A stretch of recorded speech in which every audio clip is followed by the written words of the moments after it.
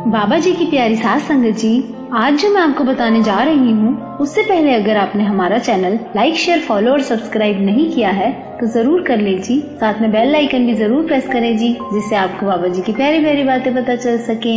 और लाइक करना बिल्कुल ना भूले जी। सास संगत जी, बाबा जी की अजब गजब बातों से सारी संगत और सभी इतना हैरान हो रहे हैं, क्योंकि बाबा जी ने एक ही बात के हैरान कर देने वाले इतने अर्थ बताए हैं। तो इस वीडियो को पूरा अंत तक जरूर सुनना होगा। वो कहते हैं ना, मुझे अपनी मोहब्बत में इस तरह मसरूफ कर दे मेरे खुदा कि मुझे सांस तक न आए तेरे जिक्र के बगैर। सास संगत जी, आज एक नई बात जो मैं आपको बताने जा रही हूँ, वो सुनकर आपको अपनी बस एक जरा सी गलती पर जो पछतावा होने वाला है, आप हैरान रह जाएंगे। कई बार हम छोटी छोटी गलतियाँ करते हैं जो हमें सही लगती हैं, पर गुरबाणी में वो बहुत ज्यादा गलत मानी जाती है। बड़े ध्यान से सुनना कि कौन सी बात हमें कहां से कहां पहुंचा सकती है। तो एक दिन बाबा जी कहने लगे कि काफी समय से आप लोग सत्संग सुन रहे हैं, तो आज मैं चाहता हूँ कि सारी संगत में सब उठ के एक एक करके मेरे पास आएं और अपने मुख से बोलकर कोई भी एक ऐब या कोई गलत आदत या कोई गुनाह छोड़ कर जाए। मैं यहाँ लिखूंगा कि कौन सा ऐब, कौन सा गुनाह किसने छोड़ा। सत्संग का तो तभी फायदा हुआ ना जब हम हमारे गुनाह छोड़ दें। अब बाबा जी लिखने बैठ गए। एक एक आदमी आता गया और अकेले में सब अपने गुनाह बताते गए। कुछ लोग तो पीछे से ही भाग गए कि अपने गुनाह हम क्यों लिखवाएं, और कुछ लोग बाबा जी के पास आते गए और अपने गुनाह लिखवाते गए। आखिर में एक आदमी रह गया, तो बाबा जी ने उसको अपने पास बुलाया और बोले, तुमने अपना गुनाह क्यों नहीं लिखवाया? तो वो आदमी बोला, बाबा जी, मैं अपना कौन सा गुनाह छोड़ूं, मुझे कुछ समझ नहीं आ रहा, क्योंकि मैं तो गुनाहों से भरा पड़ा हूँ। तब बाबा जी बोले, बता तो सही, कौन कौन से गुनाह करता है, मुझे बता, मैं तेरी मदद करूँगा और तुझे बताऊंगा कि कौन सा गुनाह तुझे छोड़ना है। तो वो आदमी बोला, ठीक है बाबा जी, क्योंकि मेरी समझ में तो कुछ आ नहीं रहा है, कौन सा गुनाह छोड़ूं? आप मुझे बताओगे तो आपके कहने पर एक गुनाह छोड़ दूंगा। अब वो एक एक करके अपने गुनाह बताने लगा। अब उसने बताना शुरू किया और बोलता है, मैं शराब पीता हूँ, फिर शराब पीने के बाद मैं वैश्या नगरी जाता हूँ, उसके बाद मैं आधी रात को चोरी करने निकल जाता हूँ। हर रोज का यही नियम है मेरा। जब सुबह घर में आता हूँ तो बीवी को कोई न कोई बहाना बना देता हूँ, किसी को नहीं पता मैं चोर हूँ। अब आप ही बताओ, मैं इनमें से कौन सा गुनाह छोड़ूं? अब बाबा जी बोले, तेरी नजरों में तो यही बहुत बड़े गुनाह हैं। तो वो बोला, हाँ। और अब बाबा जी फिर बोले कि और भी छोटे छोटे गुनाह होंगे, वो भी बता। तो वो आदमी बोला, बाबा जी, छोटे गुनाहों का तो अंत ही नहीं है। किसी के पैसे लेके कभी वापस नहीं देता, हमेशा निंदा करता रहता हूँ, झूठ बोलता रहता हूँ। अब बाबा जी ने यहाँ उसको रोका और बोले, क्या बोला तूने? झूठ बोलता है? तो बाबा जी फिर बोले, शराब पी, चाहे वैश्या नगरी जा, चोरी चकारी कर, पर झूठ बोलना बंद करना होगा। तो वो आदमी बोला, बस इतनी सी बात, झूठ बोलना छोड़ना तो बहुत आसान है, छोड़ दूंगा। तो बाबा जी बोले, बस मेरी बात माननी होगी, पूरा अमल करना होगा। मैं तुझसे कोई बड़ा गुनाह छोड़ने के लिए नहीं कह रहा, बस तू झूठ बोलना छोड़ दे। अब वो आदमी मन ही मन बड़ा खुश हुआ कि ये तो बड़ा आसान काम बताया बाबा जी ने, बस एक झूठ ही तो नहीं बोलना। और अब वो खुश हो रहा है कि कितना आसान है, शराब भी पी लो, चोरी भी कर लो, बस झूठ ही नहीं बोलना। और यही बात उस आदमी ने बाबा जी को लिख कर दे दी कि आज के बाद झूठ कभी नहीं बोलूंगा। अब रात हुई, शराब पीने बैठ गया। अब शराब के बाद वैश्या नगरी भी चला गया। सुबह जब घर वापस आया तो बीवी ने पूछा कि रात को कहाँ थे? तो चुप रहता है, क्योंकि रोज झूठ बोलता था, पर अब बाबा जी से झूठ ना बोलने की कसम खाई है। अब झूठ तो मुंह से निकल नहीं रहा और सच बोल नहीं सकता। जब चुप रहा तो बीवी को लगा जरूर किसी परेशानी में होंगे, तो ज्यादा नहीं पूछती, और बीवी ने दूसरी बार नहीं पूछा। पर अब ये आदमी सोचता है कि आज तो मैं चुप रहा, कल क्या कहूँगा। अब पूरा दिन सोचता रहा। अब दूसरी रात भी आ गई।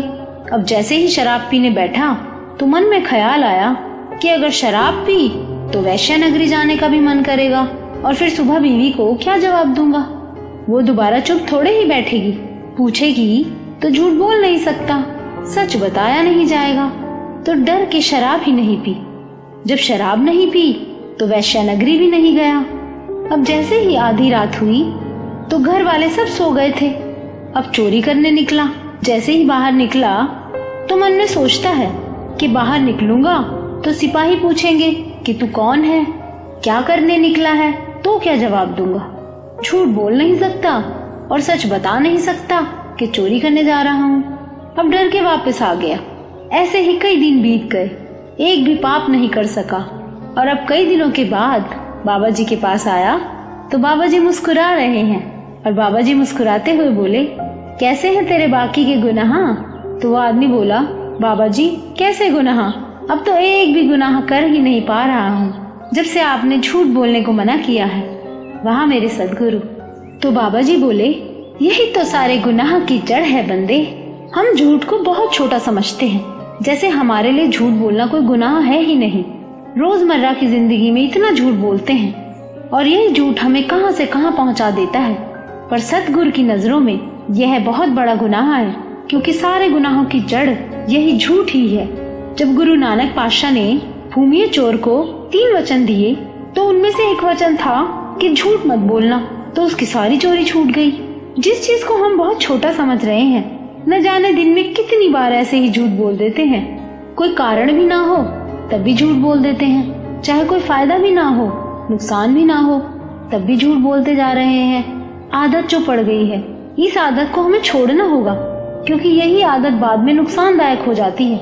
आज के युग में माता पिता अपने बच्चों से झूठ बोलते हैं और बच्चे माता पिता से झूठ बोलते हैं। बाबा जी बताते हैं कि बच्चे वो नहीं करते जो माता पिता उन्हें कहते हैं, बच्चे तो वो करते हैं जो वो अपने माता पिता को करते देखते हैं। अब माता पिता बच्चों के सामने किसी को भी झूठ बोल रहे होते हैं तो बच्चे उन्हें देख रहे होते हैं और वही सीखते हैं। बच्चों की तो सीखने की उम्र होती है, वो जैसा अपने माँ बाप को करते देखेंगे वैसा ही सीखेंगे और वैसा ही करेंगे। भाई भाई से झूठ बोलता है, दोस्त दोस्त से झूठ बोल रहा है। यहाँ तक हद तो तब हो गई जब गुरुद्वारे मंदिर मस्जिदों में जाकर झूठी कस्में खाते हैं, गुरु के दर पर आकर भी झूठ बोलते हैं। अदालतों में रोज धर्म ग्रंथों पर हाथ रखकर पूरा दिन झूठी कस्में खाई जाती हैं। डर ही खत्म हो गया है। क्यों? क्योंकि झूठ को हम कुछ समझते ही नहीं हैं, जबकि इसकी बहुत बड़ी सजा है। गुरबाणी कहती है, कूड़ बोल मुर्दार खाए। एक झूठ के बदले एक मुर्दा खाना पड़ता है। साथ संगत जी, अभी आपने पूरा वाक्य सुना कि झूठ बोलना कितना गलत है। अब इसी के उलट बहुत ध्यान से सुनना कि झूठ को किस परिस्थिति में सच से भी ऊपर कहा गया है, तो वो है निंदा की परिस्थिति में। वो कैसे? ध्यान से समझना। यहाँ झूठ सच से भी बड़ा माना जाएगा। वो कैसे? ये तो हम सब जानते हैं कि हमारा स्वभाव बन चुका है निंदा सुनने का या निंदा करने का। फोन पर बात करते हैं तो निंदा शुरू हो जाती है। गुरु नानक पातशाह के वचन है कि जहाँ से मुड़ता है वहाँ से मोड़ ले। अब फोन पे बात करते हुए निंदा चल रही है तो जैसे ही आपको याद आ जाए कि निंदा नहीं करनी है तो यहाँ पर बात को मोड़ दो, यह झूठ बोलकर कि कोई आ गया है, मैं फोन रखता हूँ या रखती हूँ। अब यह झूठ उस सच से भी बड़ा है, क्योंकि यहाँ झूठ उस निंदा से हमें बचा रहा है जो झूठ से भी बड़ा गुनाह है। निंदा तो गुनाह ही ऐसा है जिसमें माफी ही नहीं मिलनी, तो क्यों ऐसे गुनाह की तरफ हम खुद को धकेलें? तो ऐसी स्थिति में झूठ बिल्कुल गलत नहीं है। साथ संगत जी, अगर इन बातों को समझने में मुश्किल हो रही हो तो वीडियो दोबारा सुन लेना जी, अच्छे से समझ आ जाएगा। तो इस पूरी बात का सार यही है कि झूठ बिल्कुल नहीं बोलना है। सिर्फ एक स्थिति में झूठ बोल सकते हैं, अगर कोई निंदा कर रहा है तो उस निंदा से बचने के लिए झूठ बोल के वहाँ से हट जाओ। तो बाबा जी की बहुत ही प्यारी साथ संगत जी, अगर आपको ये वीडियो अच्छा लगा हो तो लाइक जरूर करना जी, और इस वीडियो को ज्यादा से ज्यादा शेयर करना, जिससे आपके अपनों को बाबा जी की ये प्यारी नसीहत पहुंच सके। और इस चैनल को शेयर, फॉलो और सब्सक्राइब भी जरूर करना जी।